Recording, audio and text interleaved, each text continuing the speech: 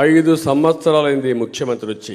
5 సంవత్సరాల్లో 5 మందికి ఏమైనా రుణాలు ఇప్పించాడా, సబ్సిడీ ఇచ్చాడా? ఒక్కసారి మీరు ఆలోచించమని మిమ్మల్ని కోరుతున్నాను. ఈరోజు తెలుగుదేశం పార్టీ ఫస్ట్ టైం మీరు చూస్తే క్రైస్తవులు పవిత్ర స్థలం జెరూసలంకు పోవాలంటే 55,000 రూపాయల ఆర్థిక సహాయం చేసిన పార్టీ తెలుగుదేశం పార్టీ.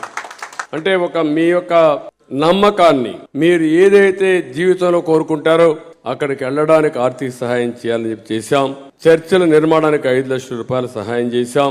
ఆడబిడ్డల పెళ్లిళ్ల కోసం 50,000 రూపాయలు ఇచ్చాం. గుంటూరులో 2 ఎకరాల క్రిస్టియన్ భవనానికి ల్యాండ్ ఇవ్వడమే కాకుండా 10 కోట్ల రూపాయలు ఆర్థిక సహాయం చేసి ఒక 6 కోట్ల రూపాయలు మరీ అదనంగా చేశాం.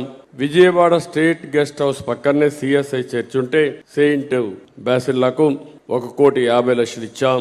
క్రిస్టియన్ సేవా సంస్థలకి, అనాథ శరణాలకి 5 లక్షల నుంచి 10 లక్షల రూపాయలు ఇచ్చాం. ఎవరైతే మీరందరూ ఎప్పుడు నాకు కంప్లైంట్ చేసేది